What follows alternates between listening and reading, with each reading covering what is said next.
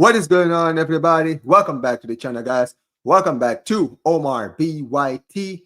And welcome, guys, to episode 3 of the BLAUGRANA podcast with my guy, Barça boy. How are you doing, bro?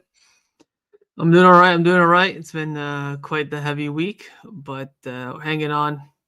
Bright new day on Sunday, and then a little bit of a 2-week break after that. For sure, man. But big up to every single one of you. Obviously, Fed, man. We had a this has been quite an interesting week for all Barca fans, if we're going to be honest, right? So many things happening right now, right? We obviously started our week well, won our game. So Real Madrid lose in the Madrid derby, got our position back at top of the table.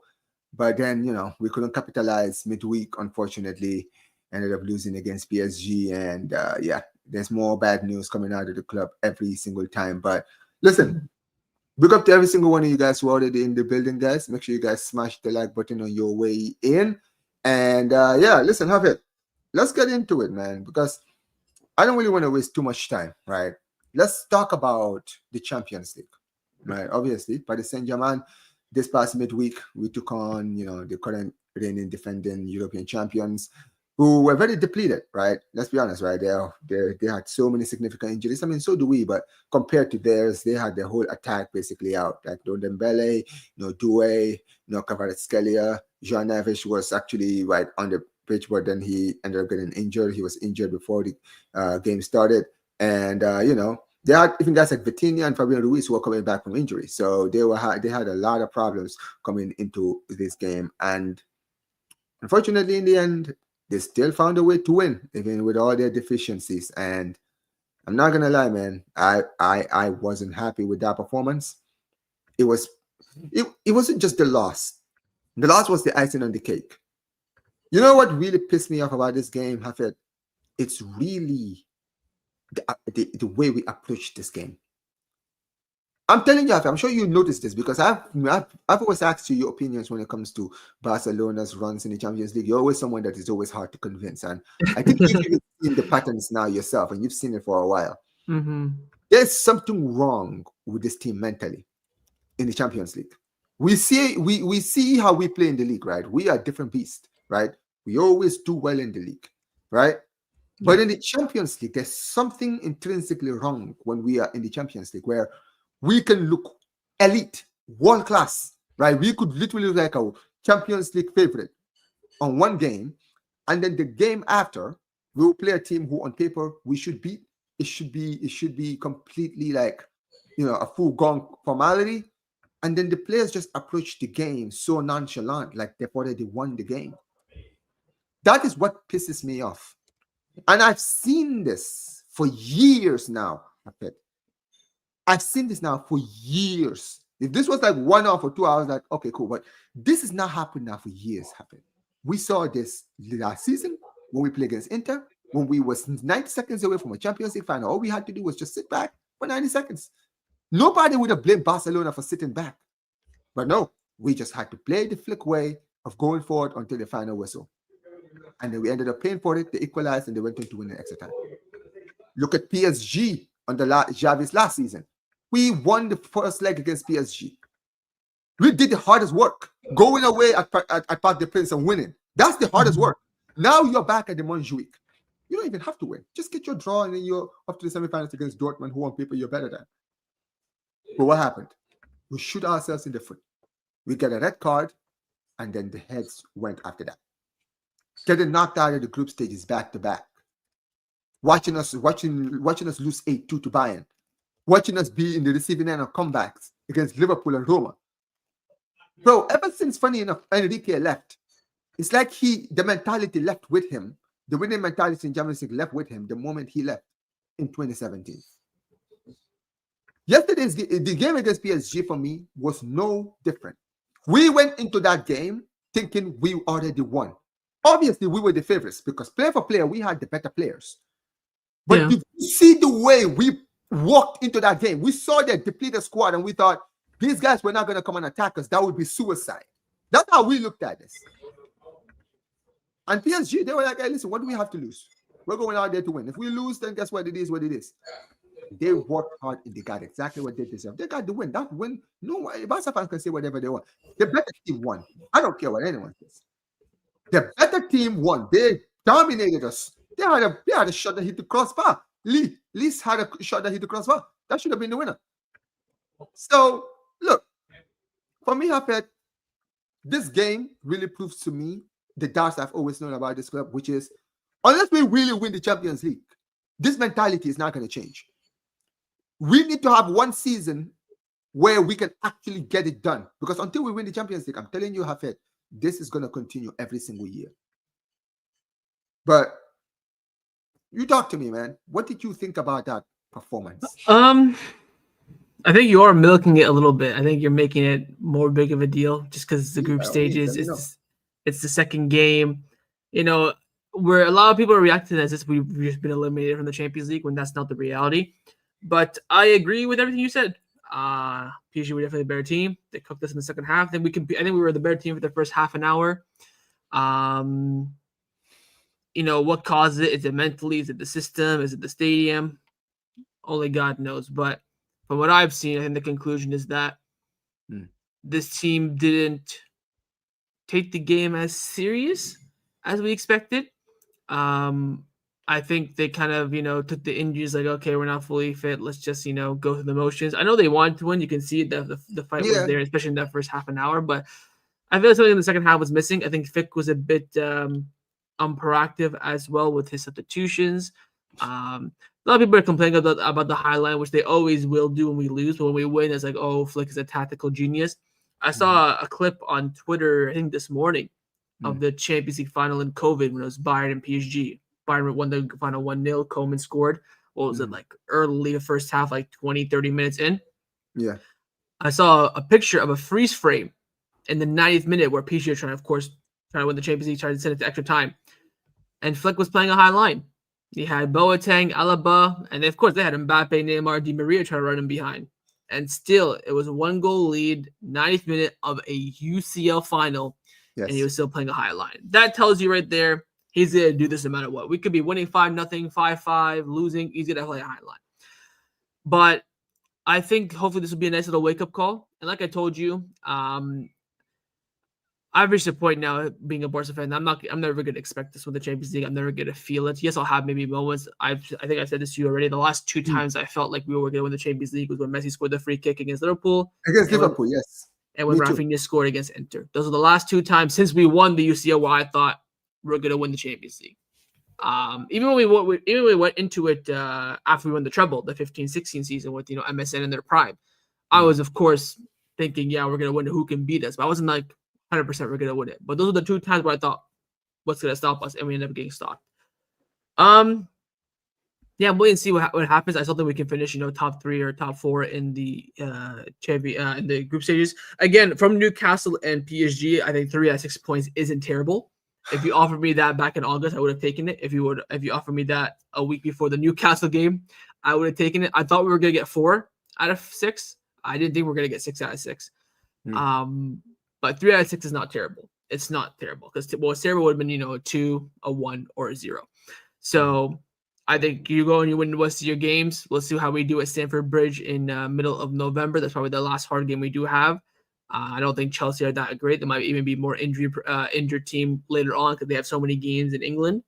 I think this team at its peak with all the players fully fit, I think we are one of the best teams in the world. Yes, we didn't have that against PSG. I even think if we had Joel Garcia in goal, it would have made a huge, huge difference.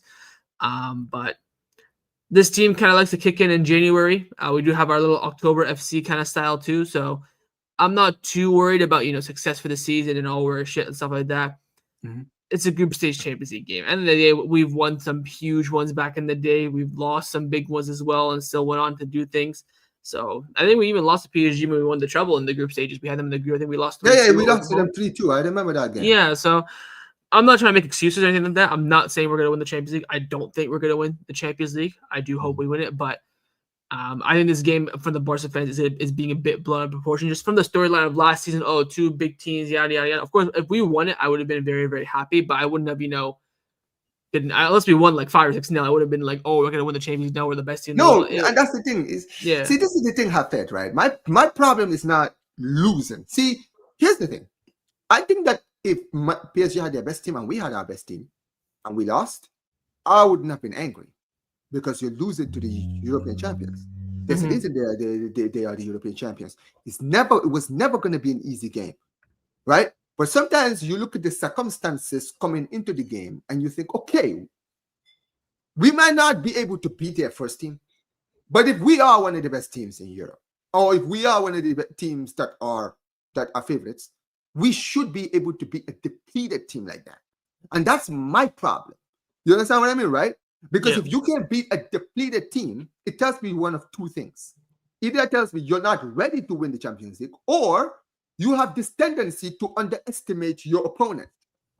Do you understand what I mean, right? So for me, this is my issue. I don't think that PSG's B team is better than ours. That's the thing.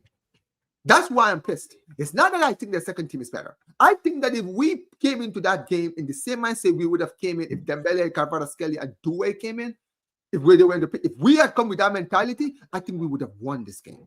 I'm not saying we would have completely ripped them apart, but I think we would have won. Like maybe like a 2-1, 3-1, something like that. And here's the thing. A lot of PSG fans, right? And you speak to Mo. I speak to Mo as well, right? I'm sure if he would have been like, well, listen, we lost the game, but there's still time in the Champions League. But here's the thing, Hafed, bro. I remember last season when we played against Dortmund. That Dortmund game, I'm sure you would remember the second leg in the Sydney Iduna Park. If you look at the way we approached that second leg, it's where for me, Hafed, I knew we weren't going to win the Champions League. Because before that, I genuinely thought we would. Even you said the Inter moment, right, made you believe. I'm being honest with you, right? When we went to that run and we went to the semifinal and beat Dortmund 4-0, I genuinely thought this would be our year. I said, you know what, man? I'm sorry. We are cooking right now. We're going to beat Inter. We're going to beat Bayern. We've already beaten Bayern. So I think that if we play Bayern again, we will beat them again. You understand what I mean? But that second leg, Hafed, the way they just came into the game, you could see it in the eyes, Hafed. There was no hunger. There wasn't this feeling of, well, we are 4-0 up, but we want to come in and get the first goal.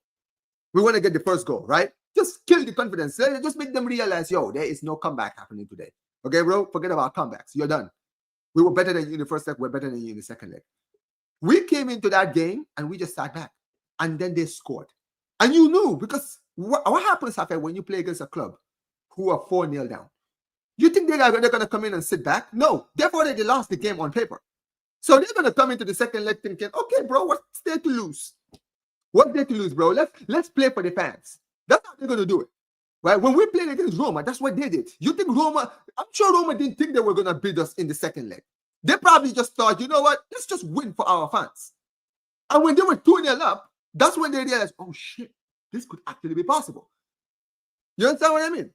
And that's the same thing with Dortmund. Dortmund in that game, they came into that game, when they got that first goal, when the stadium went nuts, they started to believe. But in their minds, they're like, we still have 3 more goals to go.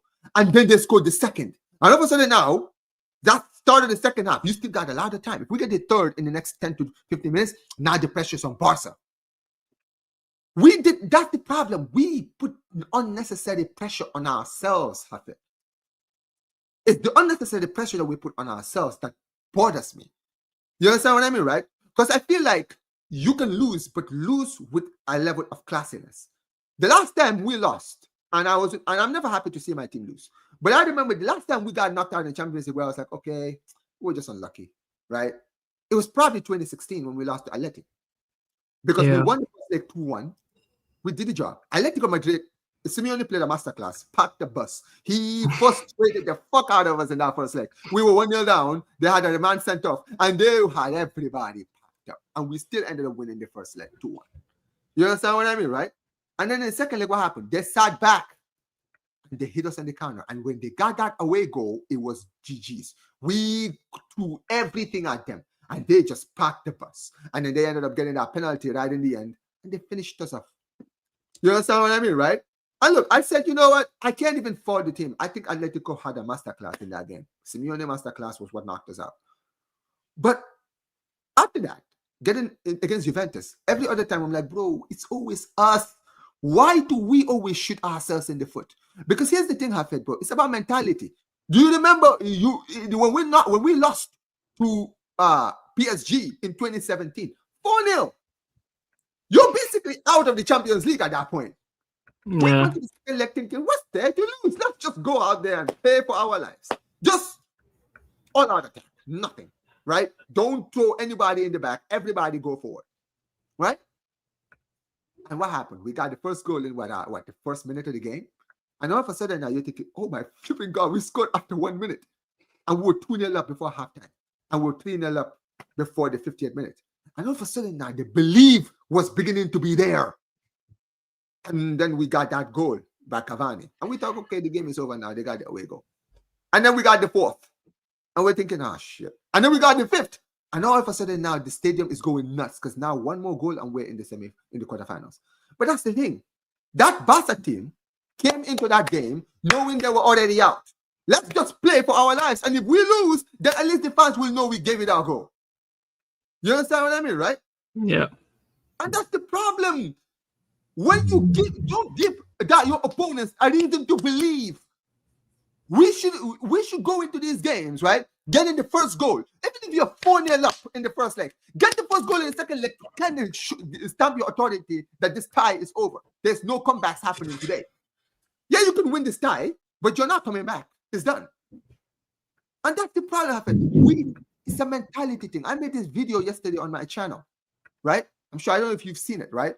I've said the history of Barcelona. It's a mentality thing, Hafid. Because to win the Champions League is different. I've always said this, Hafid. And I'm going to let you go, right? But the issue is this.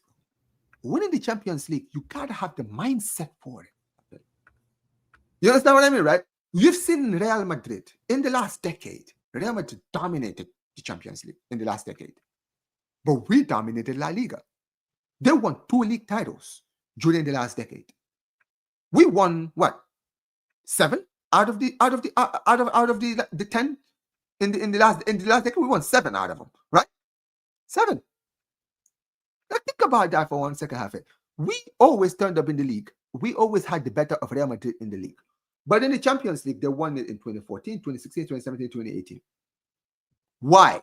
And you've seen even in those years. I remember 2018 when they won it. I thought, bro, they won the Champions League in 2018. But let's be honest, they were not the best team in Europe in 2018. But they found a way to win it. Because the team that they had, because in 2018, we walked the league. Remember, we walked the 17-18 season. Right? We walked the league. And we didn't even lose to Real Madrid that season. We beat them 3-0 at the Bernabeu and we drew 2-2 at the Camp Nou. But in the league, in the Champions League, they won it against Liverpool. Why? Because it takes a different mentality, Hafid. I'm going to keep repeating this. Until this team starts to bring a different mentality in the Champions League that they bring in the league, we're not going to win the Champions League. Because in the league, you can lose a game and come back the next week. In the Champions League, in the knockouts, all you have to do is just lose one and your champion and your tie is over. We always have to be locked in, home or away. Always never underestimate no matter who you're playing. That's what needs to change. Well, there you go, Hafid. I mean, it's kind of hard to follow up that because you're 100% correct. Maybe just to add some points to it, I think this team's at a point now where you're just waiting for its success. Yeah, we had a great season last season, but kind of the same story, which is, end of the day, going against tough at the highest level of football, we end up crumbling. Yes, we can dominate Spain. I think our 4 wins in the Clasico out of 4 were fantastic. We got that, feeling back that we were the best team in the world, which we were for majority of last season, probably up until the last month or two, right. I would say. So we had that feeling back. Everything was there, but still not that icing on the cake. Flick was doing a little bit of media in Barcelona a few days ago, something about beer because, he's German. And he was saying something that hit me. He said that we know as a team, as a club, as a coaching staff, what the fans want. All the fans want is a Champions League win. We want to win the Champions League. That's all we want. You can win La Ligas. We can, win domestic troubles and all that and, do the usual things that we tend to do in Spain.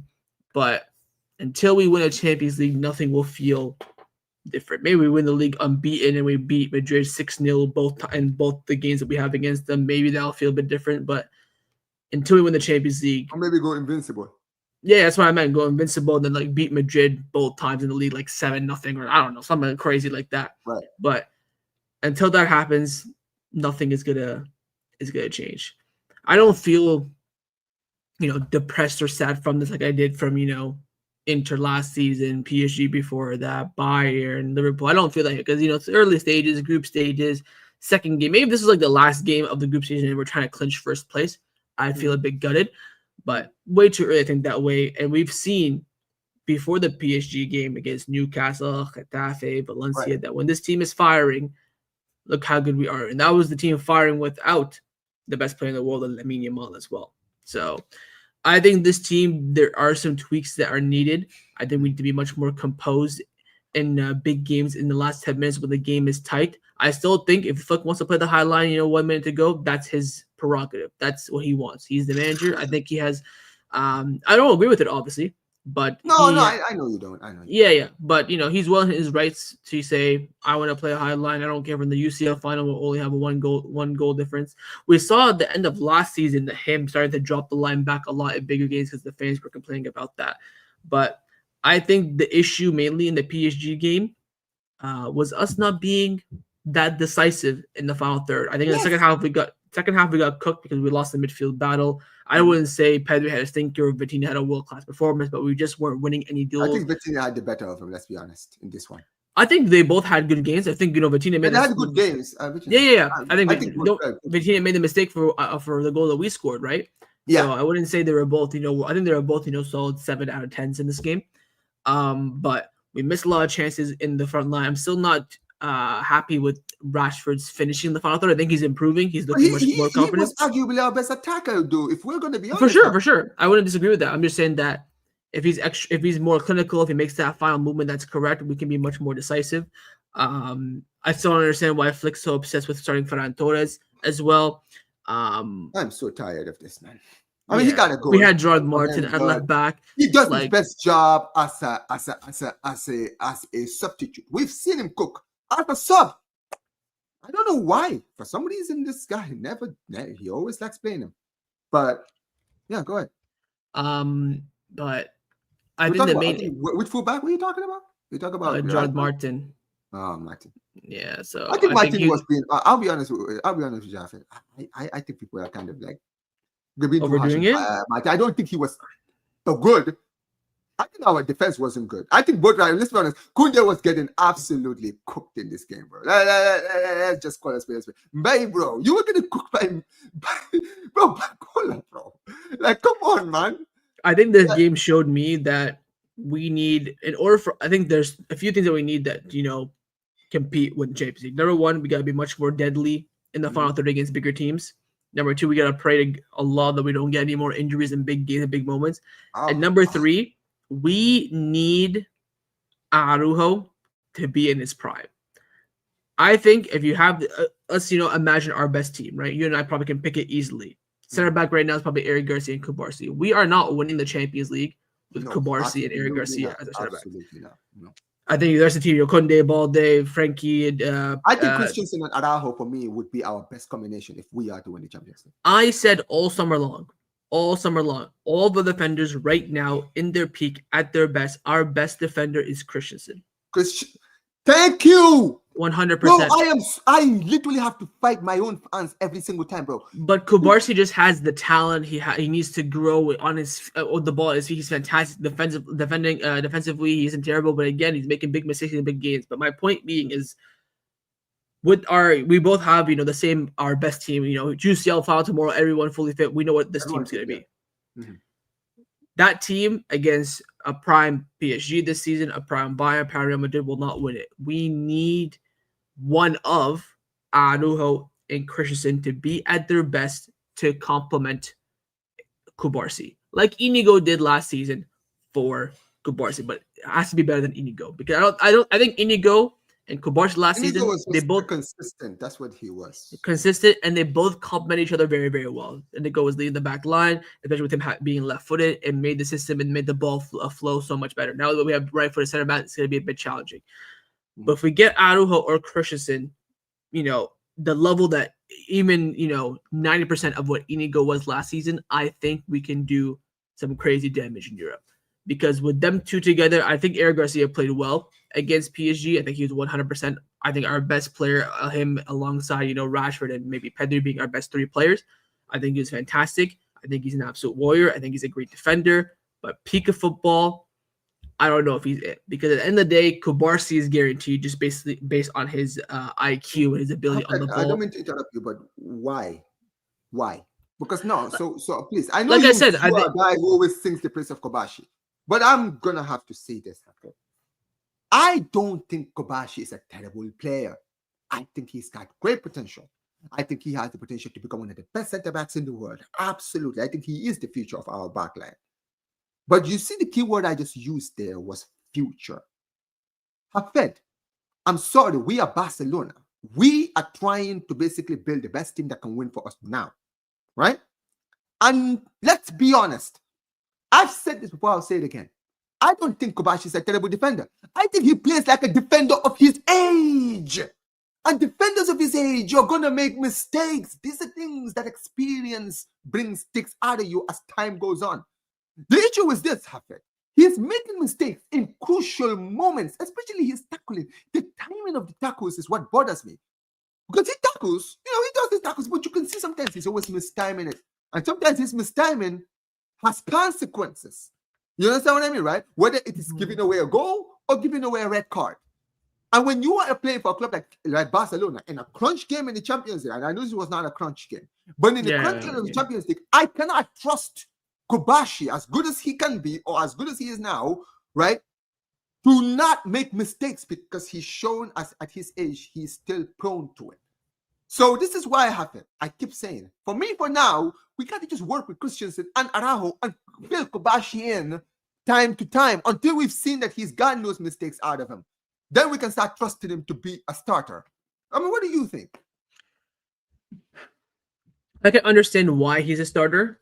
But I do hope that Flick experiments, which he has been. Of course, remember he started with Kobarsi and Araujo first 3 La Liga games and dropped them both. He's been rotating the center back partnership a lot.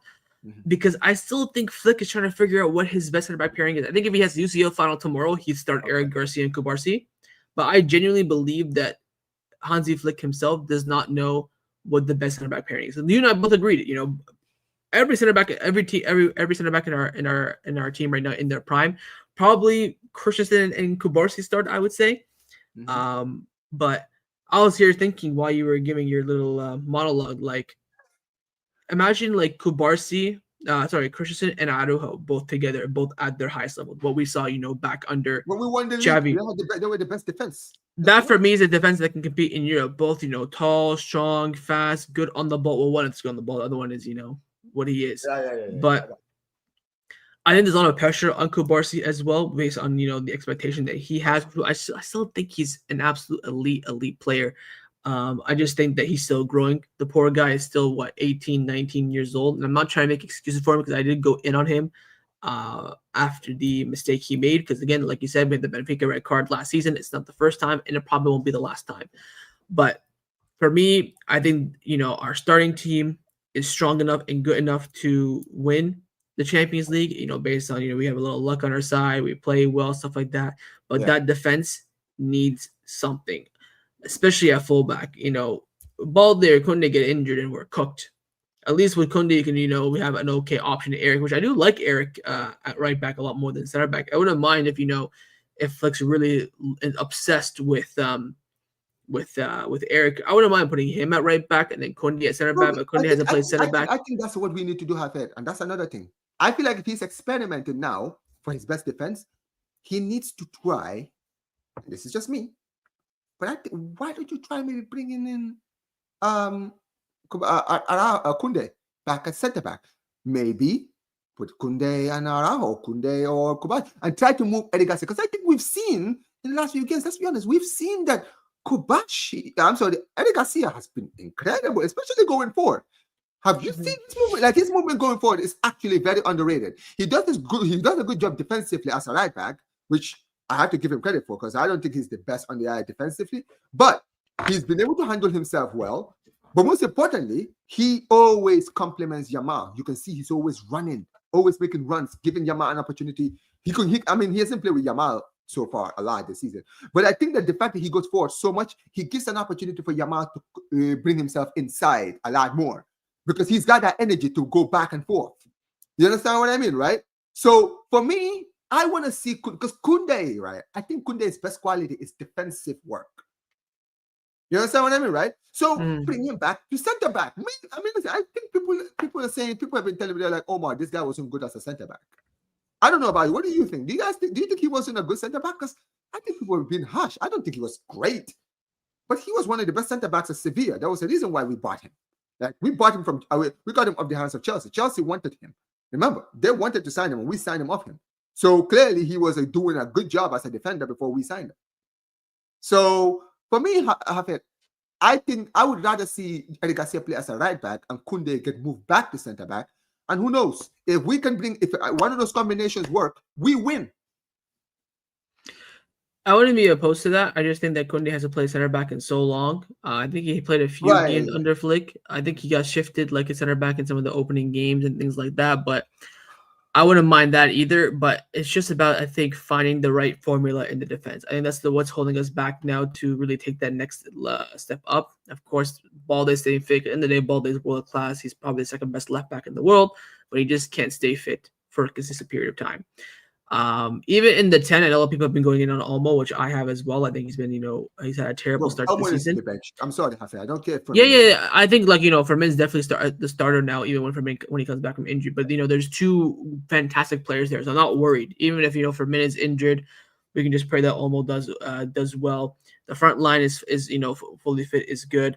It's just about the defense. What's the right formula? Koundé center back, Eric right back, Aro in the middle, Kubarsi on the bench, Christensen starting. The only guarantee at defense is João Garcia and Golden Balde at left back. And the rest of the three, you can chop and change until you can find what works best for this team. Yeah, for sure. I mean, listen, if you're just going to experiment with the defense, just experiment. I mean, we saw Gerard Martin even play a center back during preseason. Yeah. So I'm just like, bro, I think Gerard Martin do something. I know it's the middle of the season now, so you can't do too much experimental, or else you might ruin the whole thing. But just stay on the Olmo thing for a moment, right? I'll be very honest, right? Until Fermin comes back, now that we have Bernal back and Casado is back, right? I would like to see Flick in the game, especially against Sevilla, which we will talk about. I would like to see him move Pedri much higher. Play Pedri as a 10 in that game and put Casado and De Jong as the parent, right? And Bernal is there as well. So for me, that's what I want. Because, bro, Danny Olmo, I'm sorry, man. I really tried. And, I was one of the people that was defending Olmo. Olmo was getting smoked by a lot of people from my chat last season. I was like, bro, this guy gets injured, but when he was fit, he was always playing well. Now he's fit. He's not playing well. I'm sorry, bro. You got a whole bench. Don't let it just... And he's played what? This is the first time he's played, 3 games in a row? And he has not found his footing. I mean, he got a goal against, I think, was it Valencia? Or was it against Getafe, maybe? Yeah, he scored in one of those games, right? But come on, man. Like, his biggest quality, the one thing that he made him so great last season when he was playing, right? That connection. Like, he was playing more like a second striker. He was a menace in the 10. Like, the amount of work he was doing last season in that number 10 role, taking shots, making passes. He's not doing enough of that. You understand what I mean, right? He was literally a liability for most of the game yesterday. So for me, he needs to be benched. I'm sorry, right? Hold bench for now until you find your foot. Because we have a lot. I know what I was thinking about as well. I was doing some graphics before we went live for the Sevilla game tomorrow. And the midfield is a bit thin. Apart from the starting 3 of Olmo, Pedri, and De Jong, all we have on the bench is really Casado. Yes, you have Bernal, but it's too early for him. I think another killer for us this season has been Gavi's injury. Absolutely fantastic in preseason. And then, shit treatment ends up him missing out the first half of the season. I think he would have been an immense player to have. I think he would have been perfect to play in the 10 with Pedri and De Jong behind him. Who are we talking about? Gavi. Oh, yeah. Gavi is a 10. Gavi is a 10. At the end of the day, is he really? I never knew he was. His best performance was when he played man of the match in the Super Cup final 2 years ago under Xavi when we won 3-0. He was playing off the left. He's best position for me is being an extra midfielder in the midfield to bring the intensity, bring the pressure, drive the ball forward, get stuck in. Creatively, he's fantastic as well. I think if you're want to find his best position, he's probably in the 6 for Frankie, I would say, especially in a double pivot. But him in the 10, imagine him in the 10 in that game against PSG instead of I think he would have definitely done better than Danny. and with the not informed Danny Olmo. I think he would absolutely cook. I think missing him is also a big thing. No Gavi and the defense being, in question is what's holding us back right now. I think Flick really needs to study during this October international break, figure out what he wants as his back five, and then try it, do it for like 5-6 days in a row. If it works, great. If not, go and change it. But big up to Barca. Big up. This says bench who we have to play. Wait, it says bench for who we have to play him. We need to get him back to his level. Unfortunately, until they talk about almost. Well, yeah, but we've seen that Flick likes to experiment. Try something. Because here's the thing, Hafid. What if he plays or Pedri much higher and put Casado and De Jong, and that actually ends up working out for the time being? You can't take the best 8 in the world and put him in the 10, though. Be benched so that he can kind of get that his you know what it is, because we saw it last season when he was hot potatoing with Fermin. That kept them both on their toes, and that was at the start of the season. Danny Olmo was actually okay at the start of the season because he was getting moved around with Fermin, because Fermin was actually playing very well in certain games when he was being played. You understand what I mean, right? Mm-hmm. That mindset of knowing that you could lose your place sometimes can bring the best out of players. The problem with Danny Olmo is I think that the fact that Fermin is out, he doesn't think that there's anyone that can take his place right now. That's the comfortableness I want being gone. And I see people saying Ronaldo. I think Ronaldo is way too early. You understand what I mean, right? I would not play Ronaldo. Why are you gonna play him in? He can't even get into his only position. Why would you put him in the middle? I think play players in their position. We have great depth. It's just about finding what works the best, whether it's Olmo or Firmino in the 10. Or Kunde or Garcia right back, but that's down to the manager to figure out, not for us. We can have our opinions and stuff like that, but until we see it work, that's where the big question mark comes in. I think that, there's probably a high likely chance that Flick leaves at the end of the season, which means we're gonna have to restart all again next season as well. So the only way I would want, and this is the thing, I know Flick. I don't mean we're gonna sack Flick. I mean that he'll walk. No, I know. I know. Barca managers don't like our longest serving manager was 8 years. Johan Cruyff. Like look at Pep left after 4, Enrique after 4, Xavi had 2.5, and that's Valverde had 2.5, 3 years. Like Enrique had 3. Enrique had 3. Sorry, yeah. So it's just there's no longevity, and he probably knows that as well. And I expected a down season this season anyways. I just wanted really us to compete for the Champions League and go for it. Like I'd rather win the Champions League and then forget about La Liga, Copa del Rey, and Super Cup.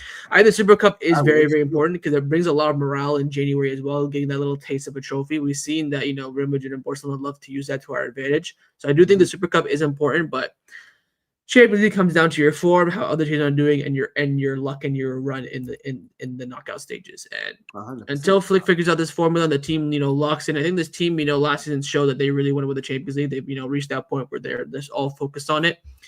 But let's just not hope it's not the same story every single time.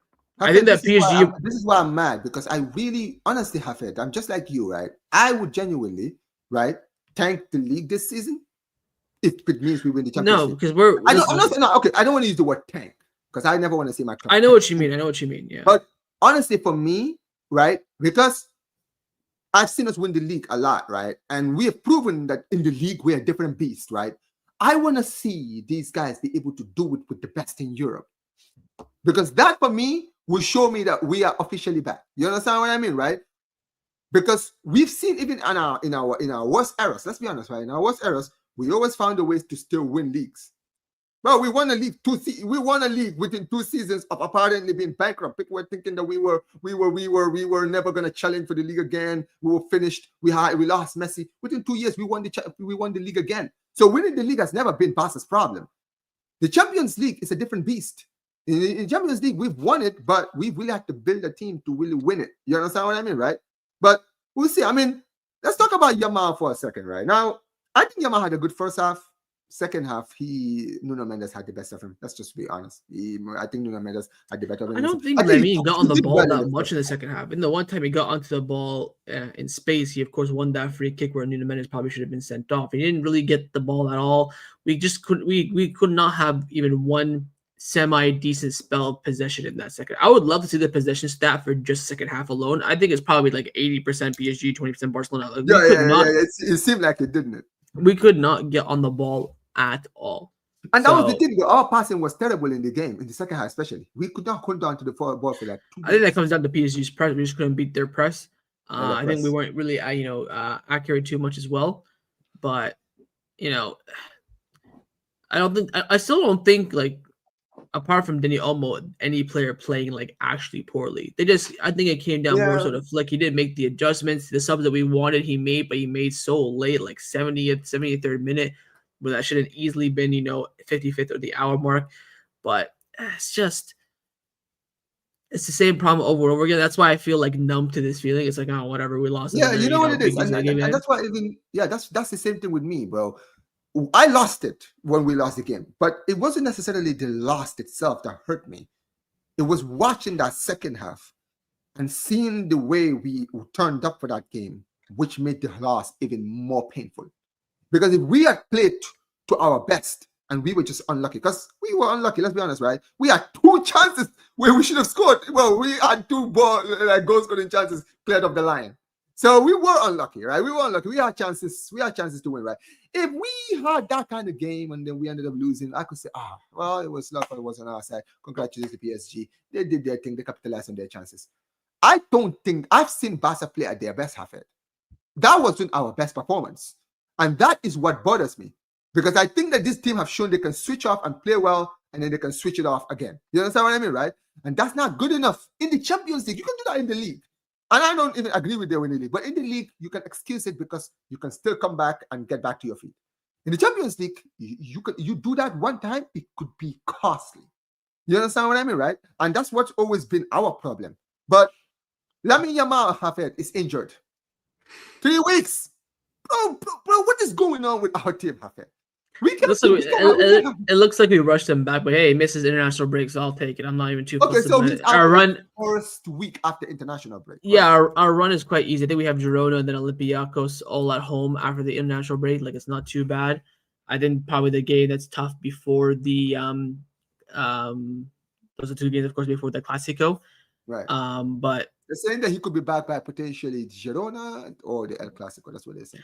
I think at this point, if it's 3 weeks, he will be back like the Friday before El Clásico. So his objective is going to be El Clásico. 2 to 3 weeks, as long as he's training. Once we come back from the international break, we would be able to handle ourselves.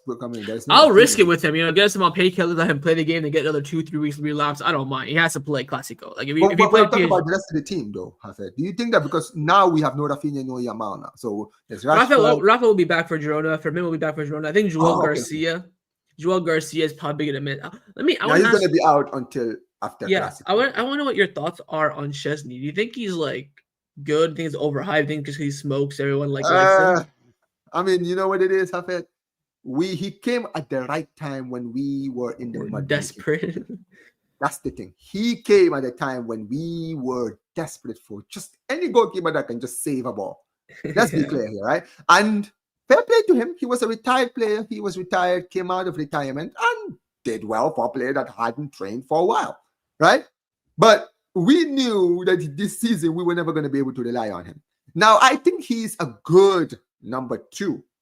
He's good for number 2, right? I mean, I don't want him to continue for the rest of the season, to be honest, right? I can't wait for Jean Garcia to return, but I'm willing to work with him until the Jean Garcia returns, right? Because I think that as a goalkeeper saving chances, he's good at it. On his feet, he's not exactly the best at it. That's the thing. The opposite with Ter Stegen is the opposite. He's good on his feet, but this brother can't save a ball to save his life. I would rather him than Ter Stegen. So for me right now, I'll just deal with him. I'll just deal with him because he'll be fine for now. But Jean Garcia needs to return as soon as possible because we can't continue with these guys. You feel me, right? But it is what it is. Listen, I think Szczesny's a bit overrated. I don't think he's that good, especially against the bigger teams. Look at the goals we've conceded in big games last season to Inter, Real Madrid, even Atletico. This Yeah, guy did not, he was apart leaking from the goals. Benfica first leg where he won us the game, man, the match. Mm-hmm. He never made like a big save. Like he's, Yeah, I yeah. feel To like be fair, that is true though. That is 100% true. And he hasn't I kept a think clean in big sheet. games And he's he just hasn't kept a not clean it. sheet. He's played 2 games and Yeah, he's I just left no. think I'm starting to see that in big Ah. games he's just not it. Like Yeah, it's not what it's a worrying he sign. should be I'm just trying to be that positive, second to be goal, honest. the second goal that Ramos scores. I think Joao Garcia saves that 10 times out of 10. Oh yeah, Jean Garcia. There's a lot of chances I've seen this guy miss where I'm like, The first oh. one he kind of just gets the wrong way, which I mean it's whatever. If he Exactly. gets the right way, he would have saved it. They're both savable shots, but the first one, the second one, the winner, he should be saving that. Yeah, I mean, I honestly think for me, I think that Chesney is better than Ter Stegen, but he is nothing like Jean Garcia. And I think that you're right. If we had Jean Garcia, I think that we would have been able to at least draw the game against PSG. Because let's be honest, the game against Newcastle, he is the reason why we won that game. He made a lot of good saves where you're like, that was Chesney. We might have considered those goals, you know. Yeah. You understand what I mean, right? So yeah, it is what it is. But now here we are, right? But now we have to focus back into the league, right? We're top of the table now. We're playing against Sevilla this weekend. And you know what's funny? I did my match preview. I was about to upload it, and then I found out Yamal is injured. So I'm like, great. They've ruined my entire my predicted lineup and everything. So I'll probably have to redo it again. But yeah, Sevilla away. We actually have a good record at Ramon Sanchez-Pizjuan. Really, yeah. We really do. I didn't even notice, right? We won our last 3 games over there, right? So, okay. So I'm happy to know that we that stadium is a place where we actually have a good record in, right? But with no Yamal, no Rafinha, no Jean Garcia, no Fermin, no Gavi, bro, we have a lot of injuries coming into this game. Do you think our current attack might be able to do the job this weekend? They fucking better. But because Madrid play Sevilla, Madrid play Villarreal tomorrow, which is like second versus third right now in La Liga. So you never know what happens there. But Sevilla have done all right this season so far. They're right around mid-table. Maybe they'll push for European spots this season. Our attack should definitely be scoring at least a goal or 2. It's just about whether our defense can hold it down. I expect Lewandowski to start, Rashford on one side. Other wing, I don't know. We could see Rooney. We could see Ferran Torres. We could maybe see Dani Olmo on the left, Rashford on the right, and then Pedri in the 10 with Casado and De Jong behind him. There's a few things that he can do. He might even play Dro for all I know. But the attack needs creativity. So that's why I think Pedri has to play the 8. I wouldn't put Pedri in the 10 or anything like that. Would you play Pedro Fernandes in this one then? If he decides to bench Dani Olmo? I guess so. He's the next leg replacement. I would definitely rather Dro play the 10 than Pedri. Okay. So I think the objective should be to go as strong as possible for like the first half an hour and then maybe rotate later on. Remember in the game that we played against them in February, we went 1-0 up and we conceded straight away 1-1. There's like a tight offside. Yeah, bro. Then it took us until like the second half to score again. I think it was. Yeah, Fermin Lopez. Fermin Lopez. He's gotten some goals there. So he's gonna be a big miss for this one. Yeah, we played Sevilla and that was actually won the last game of the season under Xavi when we had the shit season, and he scored in that game as well, like Xavi's last game. Yeah. So this is like a cheeky like Fermin way of scoring. Yeah, I'm looking at it right now. We scored. It was 1-1 going into halftime. Then we scored straight in the second half. 4-1 or 4-2. Yeah, Fermin Lopez got a red card. Yeah, he got it. Yeah, you remember he came on a cameo second half, scores within like the first minute, and then gets sent out after like 10 minutes. That was one of the best second half. Like, that's one of the greatest second halves. But I think that's how this game will go. We'll probably score first, or they'll score first, and then we'll come back. I think if we can keep a clean sheet, we'll definitely win. But it's just defense is really worrying. Will Balde start or not? I personally would start Balde. He's not going to go for international break. He needs some minutes and rhythm. So I've had enough of Gerard Martin as well. Gerard Martin might be, he's on par with one of, if not the worst player I've seen put on a Barca shirt in my lifetime. Yo, this I'm is not. crazy. I'm not even kidding. I'm not even kidding. No, listen, I'm not a fan of Gerard Martin. I don't think he's Barca quality either. He's like he's so clearly not a Barca player. He's just there because we have him. I don't know why Flick thinks there's like a player in him. I've seen nothing. Yeah, he puts in a good cross here and there. He has like 1 or 2 good performances in his like 40 or 50. I don't know. There's always, every manager has this one player that no one can understand why they're obsessed with them. Even Xavi had his players, Luis Enrique, Valverde. Everyone has their players. I can go through and name them. I'm just not in the mood to do it. Gerard Martin. Yeah, listen, I'm not about Gerard Martin. I was saying, well, I remember after that Osasuna game last season, he should have been banned from every single Barcelona facility ever. He should have been banned from every. Him and Sergio Dominguez should have been banned from every single facility possible. And this man is still here. The guy's a first team player. Kids, believe in yourself. If Gerard Martin can be a Barca first team player, you can do anything in life. My guy, tell us how you really feel about it. No, but I don't hate him or anything. He's just like not good at like I know other teams say like quality, but that's true though. I mean, other people have like players where like they don't like them, they're not that good. They have sometimes play good. Like Gerard Martin is like I think that over a 50 game season, you would probably play better at left back consistently more than him. Like it's crazy. Every manager has their obsession, but this one for me really like takes the cake. Like I don't get it at all. I really don't. So that's why I would play Balde. I wanted to go get a fullback. I was like, yo, give me a right back or left back, because one of them needs cover and the other one both needs cover. You feel me, right? So Balde, I wanted us to go and get Grimaldo. That was a dream. We were trying. If you were watching my YouTube videos back in the day, I was twerking. Something happened, guys. Can you guys see me? I think something happened to Hafed. Something happened to Hafed. He'll be back. Anyway, guys, let's read your chats while Hafed fixes his. I'm back. Yeah, there he is. Yeah. I was saying that Grimaldo, you were talking. Yeah, Grimaldo guy. Like back in the day when they were like available to Barcelona, they were like moving teams or signing new contracts. I was twerking my ass off for them. Holy. Yes. I wanted this brother since Benfica, bro. I remember when I heard he was a product of ours and I saw him in the Champions League. I was like, I watched him. I seen him playing that treble season when I was watching. I did not, but I was like, yo, if this guy's one of our own, how did this guy escape our academy? No, but at the time he had, Jordi Alba. I mean, was him there. We really. I mean, people talk about it. People said La Masia wasn't. Cucurella is like, bro. Cucurella is good. He doesn't scream like, of course, better than Jordan. No, he's not world class, but he's a. But he wasn't. He didn't scream world. He's not like world class. I understand why we got rid of him. We had Jordi Alba, and back then you didn't really need depth. Same thing with Grimaldo, but I cannot believe like. Even worse than Martin Braithwaite. He's asking about Jordan Martin. Yes. I think Braithwaite is 20 times the player Gerard Martin is. Yes. I would rather play Braithwaite at left back than Gerard Martin. Like I'm not even kidding. I would rather play Martin. Where's Braithwaite playing right now? He's not playing in like the Danish league or something. Where is he playing right now? Let me check. Where is this brother playing right now? Where is he now? Is he even still playing football? He's playing with Grêmio. He's playing with Grêmio in Brazil. I would bring him back and put him at left back. I'm not even kidding. Yo, my guy really doesn't like they defended on Gerard Martin, bro. Stop Gerard Martin hate, man.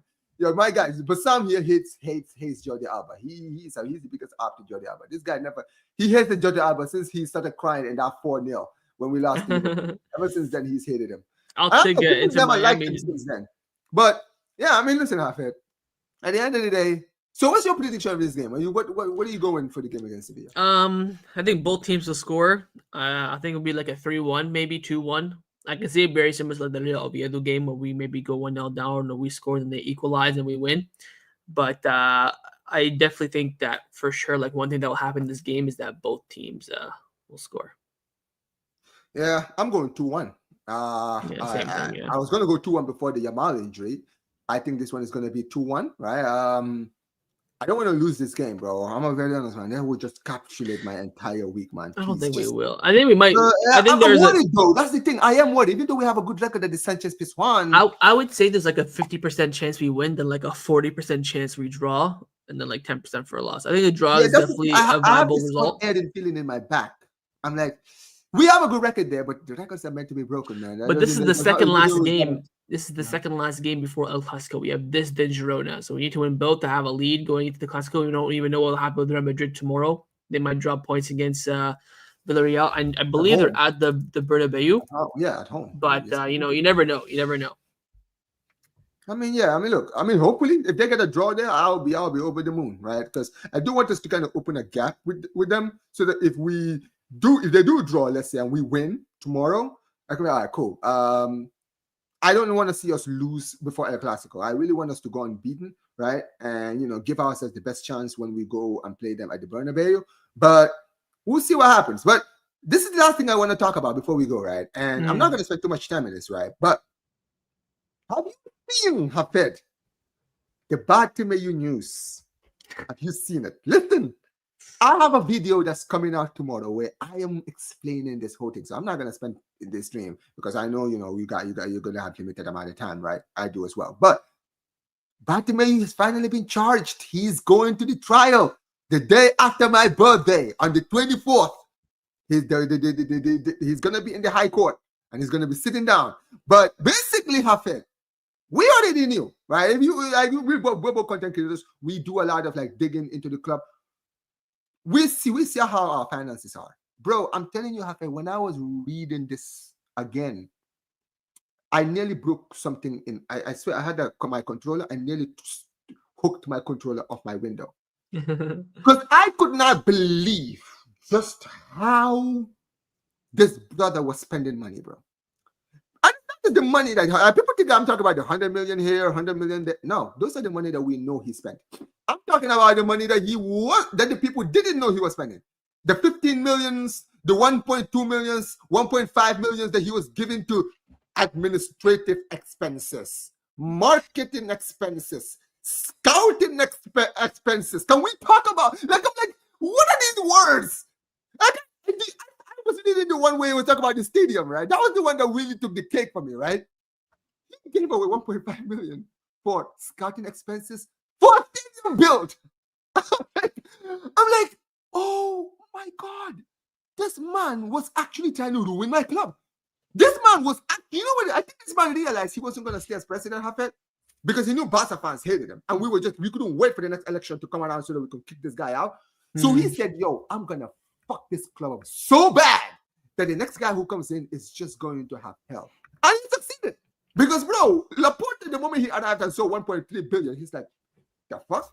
We had 103% of our budget, Hafed, 103% on just salary wages. And this is why we couldn't keep Messi and all these guys. But Hafed, I'm not gonna. Yeah, you can blame Bartomeu like 1% for our loss against PSG because we should have had Messi in that game. So we would have had him. We could have done something. Thank you. But you talk to me, man. Let the people know what you feel about this. The chickens are finally coming home to roost for this guy. I mean, it's about time. He screwed over the club quite considerably in his final year. Even the contract renewal of Frankie and Lenglet and PK. I mean, we're just now fixing the Frankie de Jong one. Oh yeah, by the way, Frankie de Jong new contract as well. Yeah, good news. But yeah, we know what Bartomeu has done. He's the main culprit for everything that's happened to this club over the past few years. And Laporta is the reason why I think Laporta is the savior. It should be given a bit more leeway from Barca fans for the I'm not gonna lie, reading that happened, I had to calm down because I was one of the people that was always attacking Laporta. But truthfully, this is not Laporta's fault, Hafed. Now you know. It is not, bro.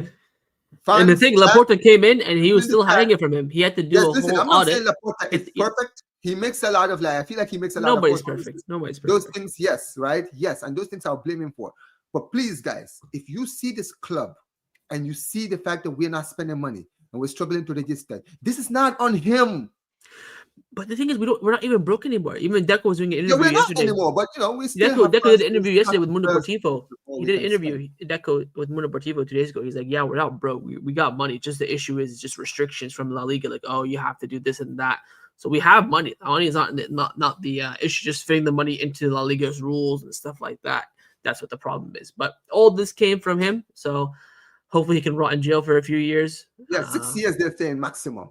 I'm like, bro, yeah, give him like 2 or 3. Let him suffer a little bit. I think Sandro Rosé give him did another 3. Exactly, bro. Give him 10 years. I think Sandro Rosé did like what 9 months, a year in jail for doing like basically the same thing. So as long as he gets jail time, I'm a happy guy. Listen, I'm gonna be honest, man. He cannot get away with this. Hafet, I'm sorry, he cannot. He won't. He needs to serve his. But everybody knows this brother is a criminal. Everyone around the tail end of the season, of his time at the club, everybody knew this brother was a criminal. When people seen us splash 100 million within 300 million within like 2 years, I was like, yeah, wait a minute, how is Barcelona spending all this money? Like how? Right? How are they making this easy? Bro, people don't understand. I saw the Malcolm deal. I saw the Griezmann deal. I saw the Neymar deal. But when I saw how these deals happen under this Batman era, I was like, oh my freaking God, this guy actually doing this guy. Like, out of all the moves I just mentioned, Hafet, the only one that actually technically worked was Neymar. He basically put so much money on the other players that all ended up being flops. And now here we are. We're suffering. I honestly, bro, cannot wait, bro.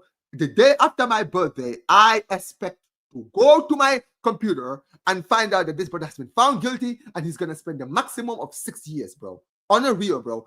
Keep him in jail and throw away the flipping key, bro. I'm being that serious. Because this brother has ruined my club. This guy, Hafed, has destroyed what this club used to be. And we should have never been where we are now. I truly believe if we were in a good financial state, we could have potentially won the Champions League by now, Hafed. Because we have a very good squad now. If we had the means to go out and actually get the players that we are missing, Hafed. And I don't mean going to the bargain basement. I'm talking about being able to fork out the money to go and get a right back, a left back, a center back, a new striker. If we had the financial freedom that we had in the past, I think we would have won the Champions League even last season. I think last season, because last season we only bought one player. One. Remember, we won the domestic title and we're 90 seconds from the Champions League final with buying one player. So imagine if we actually bought the 3-4 players that we needed. Good Lord Almighty. But yeah, it is what it is. Hopefully this brother rots in jail for the rest of his life. The absolute fraud. I am not 52, you absolute fraud. Well, happy birthday. 52 strong.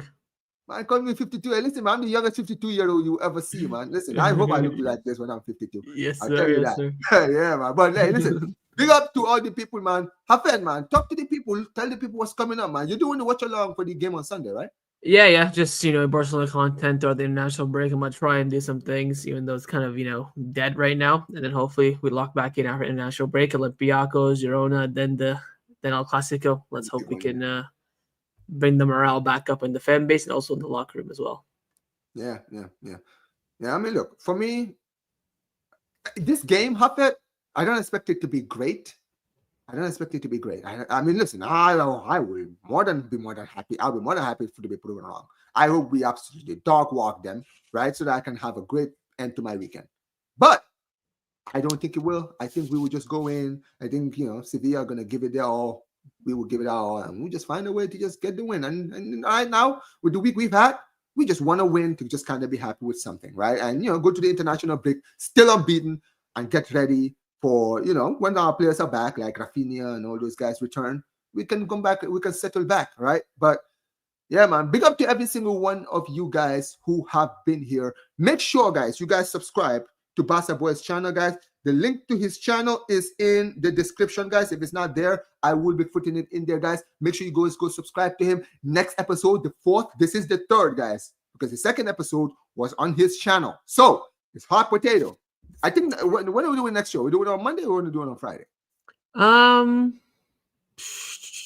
I think we'll probably do it on Friday. That way we can do it before we come back from the international break, see what happens. I mean, yeah, that's fine. Like, we can do it maybe around Friday. So, guys, either Monday or Friday, guys, go and check out Barca Boys channel. Subscribe to his channel, guys, because that's where we will be doing the next show, guys. And we will see what happens. Big up to every single one of you guys who have been here. Make sure you guys smash the like button, subscribe to the channel, turn on notifications. As always, this is episode 3 of the BLAUGRANA podcast, guys. Take care. Visca el Barça.